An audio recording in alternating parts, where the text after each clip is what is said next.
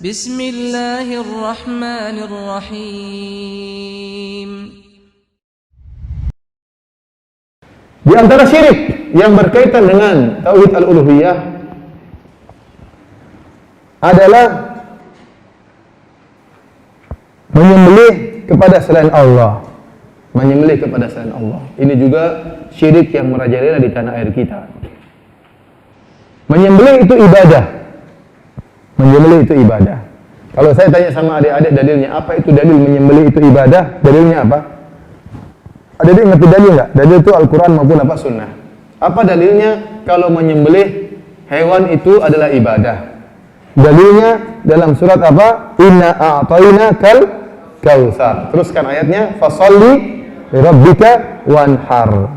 Ya artinya, ya sungguhnya kami telah memberikan kepada engkau wahai Nabi sungai Al-Kautsar. Kemudian kata Allah, fasalli lirabbika wanhar. Maka salatlah hanya kepada Rabbmu dan menyembelihlah juga karena Rabbmu. Maka seorang tidak boleh menyembelih kecuali karena Allah Subhanahu wa taala dalam rangka mendekatkan diri. Tidak boleh dia menyembelih mendekatkan diri kepada jin, tidak boleh dia mendekatkan diri kepada wali, tidak boleh kepada nabi. Dia hanya menyembelih mendekatkan diri hanya untuk siapa? Allah Subhanahu wa taala. Oleh karenanya, adik-adik lihat tatkala musim haji. Musim haji, seluruh jamaah haji hampir kebanyakan jamaah haji mereka nyembelih satu orang haji seekor kambing. Rata-rata ada yang nyembelih kambing, ada yang nyembelih onta. Jutaan kambing atau jutaan onta seluruhnya disembelih karena Allah. Luar biasa, haji itu syiar tauhid. Makanya orang-orang tatkala haji berkata, labbaik Allahumma labbaik, labbaik la syarika laka labbaik. Ya Allah, kami penuhi panggilanmu ya Allah, tidak ada syarikat bagimu. Seluruhnya tawaf di Ka'bah, enggak ada yang tawaf di kuburan. Semuanya menyembelih kepada selain Allah, semuanya di padang Arafah minta kepada Allah. Itu haji merupakan syiar tauhid. Kita balik ke tanah air kita, maka kita lihat aneh-aneh. Ada orang yang beli untuk selain Allah. Apa kata Nabi SAW dalam hadis Ali bin Abi Thalib? La'anallah man dzabaha li ghairillah. Allah melaknat orang yang menyembelih kepada selain Allah. Orang seperti ini terlaknat. Ini banyak orang-orang pergi ke dukun. Dia pergi ke dukun, kata dukun, ya saya akan bantu, syaratnya kamu cari ayam putih 7 ekor. Kemudian disembelih, enggak usah bilang bismillah. Cari 7 ekor. Kenapa? Buat dukun, buat jinnya. Buat jinnya, enggak boleh seperti itu. Ini kesyirikan. Atau suruh cari kodok, mungkin suruh sembelih misalnya. Ini kesyirikan. Enggak boleh kita menyembelih. Banyak orang, saya lihat sendiri dengan mata kepala saya. Orang-orang membangun rumah. Gimana? Supaya tidak diganggu sama jin, yang tuan rumah cari ayam hitam. Disembelih, darahnya ditumpahkan di tanah tersebut. Supaya apa? Supaya tidak diganggu sama jin setempat. Ini syirik. Enggak boleh adik-adik, hati-hati. Adik-adik jangan terjebak dengan syaitan. Syaitan ingin kita masuk neraka jahanam. Dia ingin kita melakukan kesyirikan. Tadi menyembelih itu ibadah. Kalau kita serahkan ibadah kepada syaitan, kepada selain Allah, kita musyrik. Tidak boleh. Lihat orang-orang di pantai selatan takut sama jin Nyi Roro Kidul. Katanya Nyi Roro Kidul itu jin cantik ya. Kemudian apa? Mereka takut kalau tidak dikasih sembelihan kebo, nanti lautnya bisa meledak-ledak, bisa bergelombang, banyak orang yang meninggal. Maka mereka takut. Artinya mereka takut kepada Allah. Ini takut kepada Nyi Roro Kidul. Akhirnya mereka cari kebo yang gemuk, kebo yang gede. Karena kalau kebonya kurus, nanti Nyi Roro Kidul nggak mau terima. Kalau kebonya cacat, Nyi Roro Kidul nggak mau terima. Maka dicari kebo yang gede, yang bagus, yang cakep, kemudian disembelih, kemudian diberikan kepada Nyi Roro Kidul. Nah, waktunya mereka nyembelih di Idul Adha, cari kambing yang kurus. Ya. Tapi kalau untuk Nyi Roro Kidul harus kebo yang gemuk. Ini kesyirikan, nggak boleh nyembelih untuk jin. Ini banyak di tanah air kita. Ingin bangun jembatan, takut jembatannya roboh, takut diganggu sama jin sungai, jin kali, potong kambing 8 ekor misalnya. Seperti ini. Lagi ngebor sesuatu, nggak bisa dibor-bor, cari kambing lagi supaya jinnya pergi. Harusnya baca Quran di situ supaya jinnya kabur. Enggak, nurutin jin, cari kambing sembelih, darahnya ditumpahin supaya bisa ngebor. Adik-adik lihat, kalau adik-adik umroh atau hajian, lihat jalan dari Mekah sampai Madinah itu kira-kira 500 km, 450 km lebih lah. Dan kalau kita jalan di jalan tersebut, banyak sekali gunung-gunung yang dibelah oleh pemerintah Arab Saudi. Gunung-gunung dibelah. Karena jalannya gunung-gunung, jadi buat jalan datar itu susah. Gunung dipahat sama pemerintah Arab Saudi. Itu gunung dipahat, begitu banyak gunung, puluhan gunung dipahat, tidak ada satu butir telur pun yang dipecahkan. Tidak ada satu ekor ayam pun disembelih untuk supaya jin gunungnya tidak marah. Tidak ada. Bismillah nyembelih gunung, nggak ada masalah. Kenapa? Karena tauhid kepada Allah Subhanahu Wa Taala. Lihat kalau sampai di Mekah, banyak gunung dibolongin, dibuat terowongan di Mekah banyak. Tidak ada satu butir telur pun yang dipecahkan, tidak ada satu ekor ayam pun yang disembelih kepada jin penghuni gunung, nggak ada. Kenapa? Dengan tauhid Bismillah bolong itu.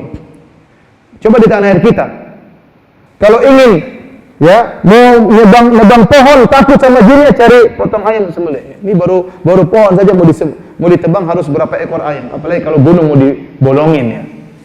Entah berapa ekor kebo, berapa ekor gajah mungkin harus sembelih ya. Oleh karenanya lihat, ini semua khurafat dan ini jin memang seperti ini ingin.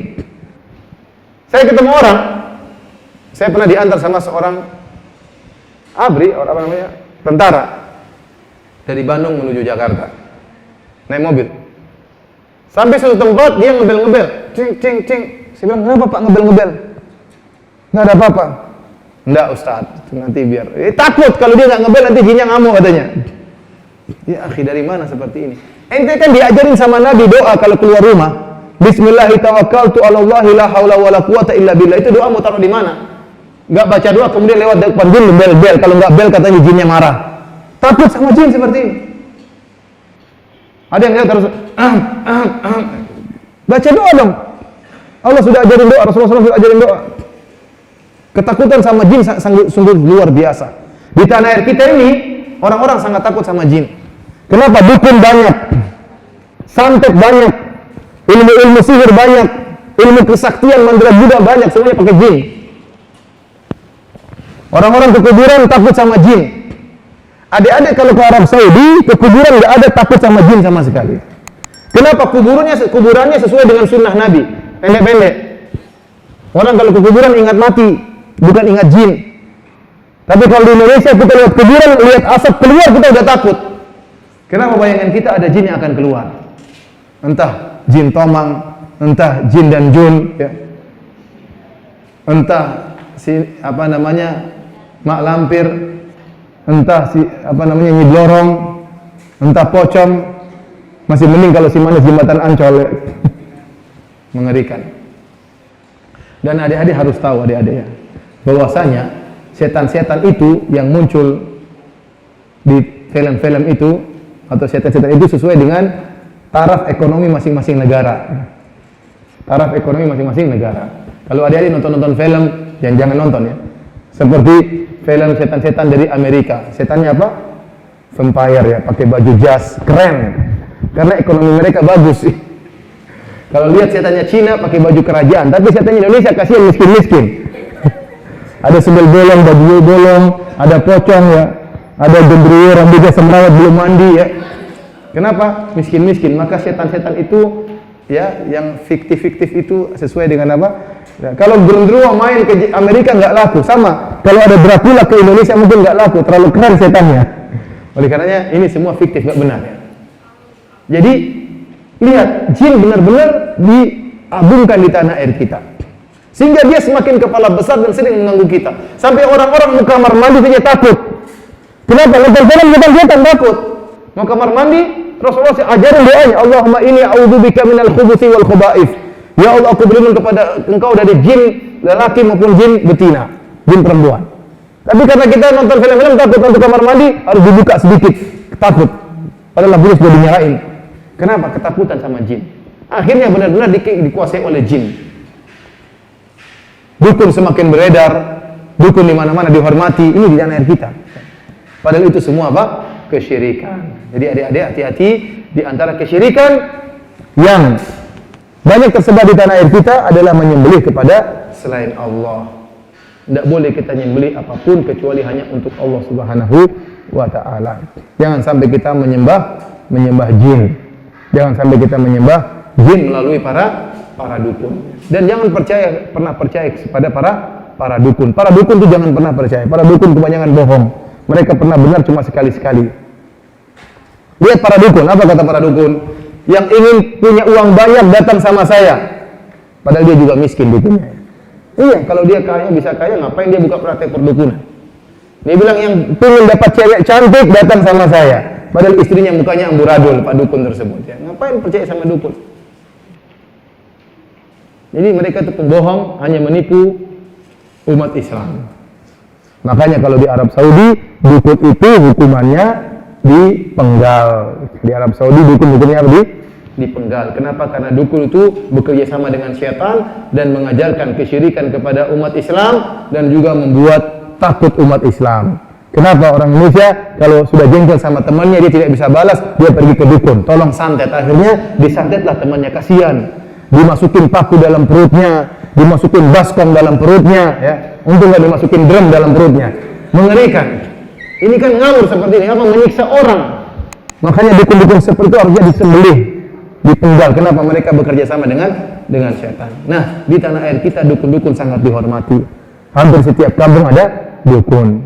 Dan jangan percaya dukun. Dukun itu nggak bisa apa-apa. Mereka hanya bisa tadi menyakiti orang lain.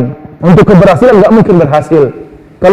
Kalau dukun itu memang jagoan, Indonesia sudah kaya-kaya. Indonesia sudah hutangnya lunas dari dulu karena banyak dukun. Tapi hutang juga nggak lunas-lunas. Terus kemana dukun-dukun tersebut? Katanya bisa jagoan-jagoan. Katanya orang Indonesia banyak orang-orang saktinya, banyak dukun yang sakti. Tapi dijajah Belanda 350 tahun, percuma. Kemudian juga katanya orang Indonesia dukunnya banyak sakti-sakti. Tapi main bola tidak pernah masuk dalam Piala Dunia. Kan harusnya gampang. Ada bola tinggal ditiup, langsung masuk menang kan bisa. Tapi dukun-dukun nggak bisa. Maka dukun itu nggak ada fungsinya kecuali hanya menebarkan kesyirikan di tanah air kita. Ya. Jadi ini di antara kesyirikan yang berkaitan dengan tauhid al-uluhiyah adalah menyembelih kepada selain Allah Subhanahu wa taala.